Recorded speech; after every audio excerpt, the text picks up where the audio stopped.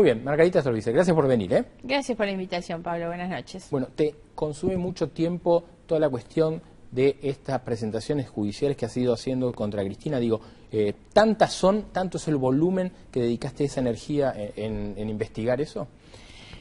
La verdad es que me gustaría aclarar que no, porque a veces yo misma me lamento de haber quedado tan encasillada en un tema que hay muchos que terminan creyendo esta idea de que Margarita lo único que hace es esto. Bueno, sos diputada. Claro, pero por eso, y a mí en la actividad como diputada, si algo me interesa es estudiar, me preparo, armo proyectos, recibo gente, salgo a dar muchas conferencias porque por suerte tengo muchas invitaciones en distintos lugares, trabajo mucho los temas parlamentarios, estoy viajando mañana a la Corte Penal Internacional de La Haya, tengo mucha actividad también internacional y no me he quedado en las denuncias. Además tampoco soy una gran denunciadora, yo hice 2 denuncias importantes que son, claro, porque son sin ninguna duda las que más comprometida tienen a Cristina, que es la causa llamada Otesur y la causa Los Sauces.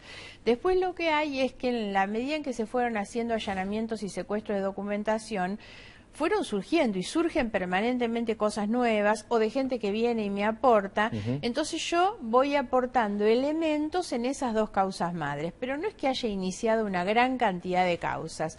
Y también me pasa que me quiero salir del tema. Cuando fui este año al coloquio de IDEA éramos 5 panelistas y cuando me hacen a mí la pregunta, el periodista moderador me pregunta por la justicia y las causas y yo digo, miren, yo vine a hablar de economía y de educación, la verdad, porque lo que quiero un poco es eso. Yo siento que la lucha contra la corrupción no es solo hacia atrás, sino es hacia adelante. Claro. Y en ese sentido he presentado varias iniciativas sobre cómo garantizar la transparencia en realidad para evitar tener que ir siempre atrás de los acontecimientos. No sirve ver, a ver, bueno, si los mandamos presos y qué hacemos. Sirve que las cosas que nos pasaron no nos vuelvan a ocurrir. Está bien, pero este nivel de magnitud de corrupción de los últimos 12 años es tan grande, y esperemos que la justicia avance en eso, que es inevitable que uno diga, bueno, vos decís, y esto está bien, Otesur y Los Sauces, pero eso ya determina muchísimo de esta pareja o de esta familia multimillonaria. Sí, muy grande, porque además no hay que olvidarse que Otesur y Los Sauces son los nombres de 2 sociedades de la familia Kirchner, en particular de Cristina, y son las sociedades que se utilizaron como pantalla para cubrir los negociados y los delitos que había por abajo. Cuando yo inicio la investigación, digamos, lo que hago es salir a buscar atrás de la sociedad de la presidenta, que ella incluía en todas sus declaraciones juradas, y aunque ahora Romina Mercado, que es su sobrina, y su abogada dice, no, ella no tenía acciones, no era la dueña de Otesur, la verdad es que ella todos los años en su declaración jurada incluía Otesur. En el año 2012-2013 ella dice que su paquete accionario es de 9,5 millones. Entonces yo empiezo a buscar, a ver, bueno, ¿qué sociedad es? ¿De qué se trata? ¿De qué se ocupan? ¿Quiénes son los socios? ¿Qué implica o qué porcentaje de la sociedad son esos 9,5 millones que ella tenía? Y ahí es donde me encuentro que la sociedad de la presidenta no presentaba balances, no actualizaba directorio, no pagaba tasas y tenía domicilio falso. Bueno, ahí hay un tema fundamental, al margen de que hay que investigar lo que robaron. Digo, tiene que haber un tema ético. Que el presidente no dé un ejemplo presentando todo eso es gravísimo. En ese momento muchos se escandalizaban y decían, ay, ¿cómo van a revisar la sociedad de la presidenta? Bueno, es que ella es quien tiene que ser más prolija que nadie, así como le pido a los que están hoy en el gobierno. El que está tiene que ser realmente el ejemplo que ordena a los demás. ¿Cómo la presidenta va a tener un domicilio falso en su sociedad y no va a pagar las cosas que corresponden y a presentar los papeles? Y así después fuimos encontrando que sus papeles tienen un desorden absoluto. Bueno, dentro de estas cosas que se van descubriendo en esas 2 causas está la falsificación de las firmas, de Néstor Kirchner, las tachaduras y los agregados, porque en un momento la quisieron sacar a Cristina, entonces con un liquid paper cambiaban a Cristina y ponían a Máximo, por ejemplo. Hay enmendaduras, tachaduras en los documentos.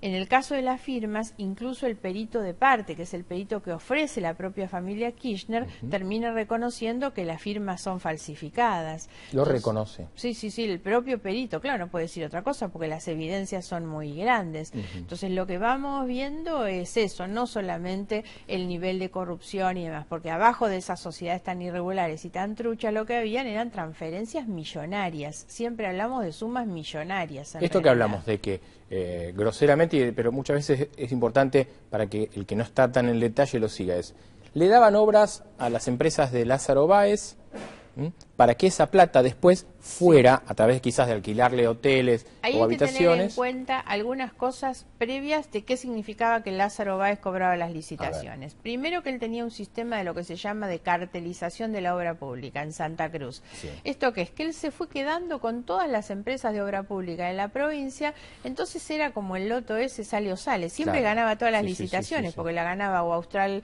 Construcciones, o Canc, o Los Calzo, siempre eran las empresas de él. Claro. El segundo aspecto es que ganaba las licitaciones y cobraba con sobreprecios. Nosotros hicimos un estudio, yo lo planteé esto en el libro Yo Acuso que presenté, la diferencia que hay entre el promedio que sacamos de obras públicas en cualquier lugar del mundo y lo que costaban las obras públicas que hacía Lázaro Báez en el sur. El tercer elemento es lo que se llaman las facturas truchas. Lázaro Báez también usaba, con la connivencia de la AFIP y de Chegaray, ese mecanismo de lo que el propio Chegaray en su momento llamó la usina de las facturas truchas, que eran empresas de Bahía Blanca, que le extendían a él facturas, él simulaba pagarles por una obra, por tercerizar una obra, a empresas que no tenían ni personal, ni máquinas, ni condiciones para hacer esas obras, pero a él le servía porque él simulaba haber pagado, simulaba que salía dinero de su patrimonio, con eso se quedó arriba de 200 millones de pesos. Claro. Y después tenés el otro punto, que son los negociados que hicieron con el Banco de la Nación, que nos dejó un quebranto brutal. El Banco Nación le daba a Lázaro Báez préstamo que no le daba a ningún otro argentino, posibilidad de operar con descubiertos que no le da a ningún otro. Pero lo más grave fue la conformación de un fideicomiso financiero que se lo arma Fariña, a él, el propio Fariña lo cuenta en una de sus declaraciones. Él es el que le dice, porque lo que Lázaro hacía también era cobrar las obras por anticipado. Él descontaba los certificados, ganaba una licitación, entonces la provincia de Santa Cruz le extendía un certificado de obra, él iba al Banco Nación, la cobraba por anticipado y después nunca terminaba las obras. Claro. O hacía las obras con la plata que el Estado le daba. Entonces él vivía capitalizando sus propias empresas. Por eso nosotros vemos que tiene la cantidad de propiedades que tiene, y sobre todo el informe que ha hecho Vialidad, que es muy bueno, donde vos tenés las obras con grado de ejecución 20%, pero él cobró el 100%. El único empresario todo esto al que no vos se le vas debía contando, nada. desde una firma falsificada, de facturas truchas, de direcciones que son apócrifas, permiten ver que hubo, groseramente podemos decir, eran una banda. ¿Podemos decir que hay una asociación ilícita? Sin duda. Porque el circuito se cierra, todo esto que contamos hasta ahora es cómo Lázaro hizo su propio enriquecimiento de manera ilegal con todos estos pasos.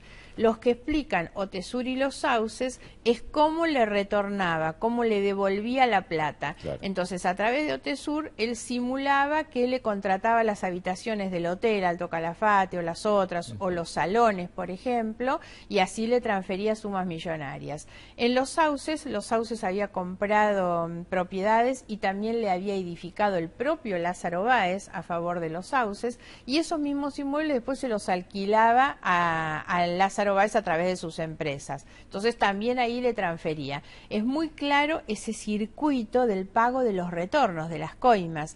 Por eso incluso lo que yo pido a veces cuando me enojo con la justicia, que no funciona con la dinámica que debería tener, es que la justicia se ha quedado en la investigación solamente sobre el tema de la obra pública, y yo creo imprescindible que se investigue el retorno, el pago de las coimas, el lavado de dinero que se hacía encubriendo. ¿Y por qué no se hace eso? Porque quizás plata de esos retornos y esas coimas también se desparraman sobre la justicia.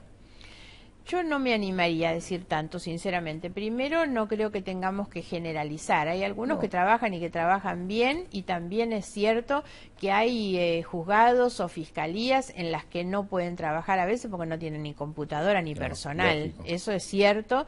Y el volumen que tienen las pruebas que se han acumulado solamente en Otesur, recordemos que con los allanamientos que había hecho Bonadío cuando Bonadío tenía la causa, llenaron una habitación, había 400 cajas. Y bueno, a duras penas han ido, los fiscales que tienen ahora la causa, que son Maíquez y Policita, han ido mirando, pudiendo acceder a esa documentación. Entonces, a veces hay demoras que son involuntarias.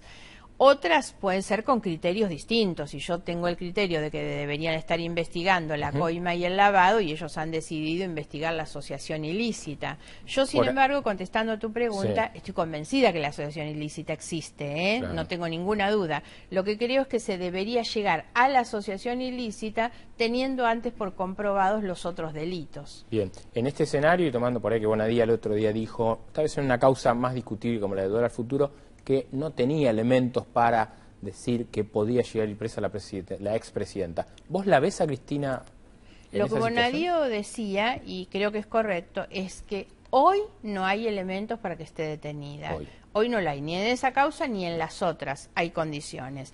Después veremos al final de estas investigaciones. Yo estoy convencida cuando la gente me pregunta, y bueno, ¿pero vamos a tener algún resultado? Sí, yo estoy segura que sí, porque los delitos están, se cometieron todos esos delitos, y entonces aun cuando nosotros tenemos penas bajas para los delitos contra la administración pública, todo ese concurso de tantos delitos y la asociación ilícita también son los que pueden determinar una prisión, pero no hay que poner el carro delante del caballo. Pero vos que conoces a fondo estas dos causas, Otezuri y los Sauces, ¿te parece que amerita la prisión de la expresidenta? No hoy. No hoy. No hoy. Hoy no hay condiciones, ni en la del dólar futuro, ni en esta. Uno no puede hoy determinar una prisión porque no hay elementos. Ahora, es natural pensar que cuando se llegue a esclarecer todos esos hechos con la cantidad de pruebas que hay, es posible que la pena termine siendo una pena de prisión. Muy bien. Este programa tiene un cierre especial que lo presentamos de esta manera.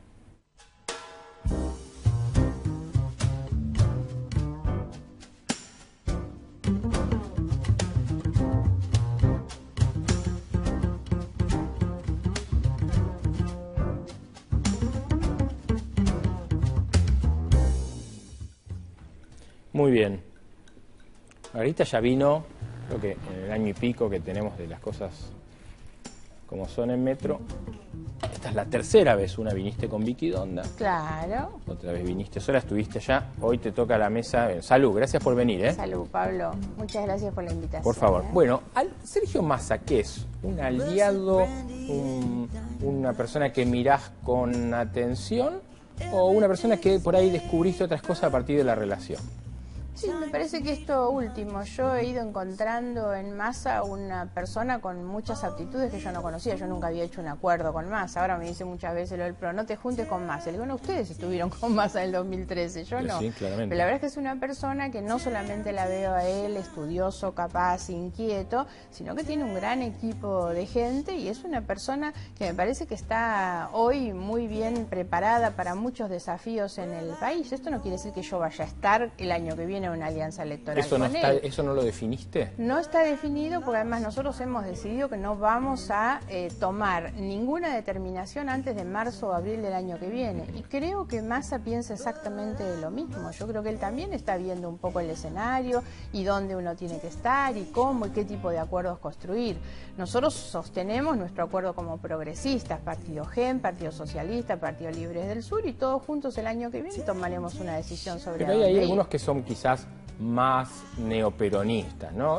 Humberto Tumini, Victoria Donda, que incluso formaron parte de listas del peronismo en los últimos tiempos, y en algunos sectores, algunos intendentes del peronismo me han dicho, no, pero Margarita es gorila, no puede estar con nosotros. A ver, primera cuestión, yo no me voy al Frente Renovador, yo no me voy a ser peronista, por supuesto, pero Massa tiene dentro de sus equipos gente que no viene del peronismo. Yo no tengo ningún prejuicio anti-PJ, la verdad, no lo soy, no lo he sido nunca.